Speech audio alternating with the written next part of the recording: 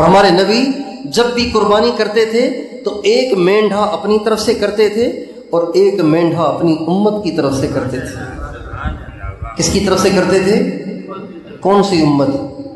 صحابہ، اہل بیت، آپ یہ جتنے آپ بیٹھے ہیں نا، آپ سب، میں، میری ماں، میرا باپ، میرے بچے، میرے نواسے اور میرا سارا گھر، سارا خاندان، ساری دنیا میں جتنے مسلمان تھے، ہیں اور ہوں گے، ان سب کی طرف سے حضور ایک قربانی کیا کرتے تھے۔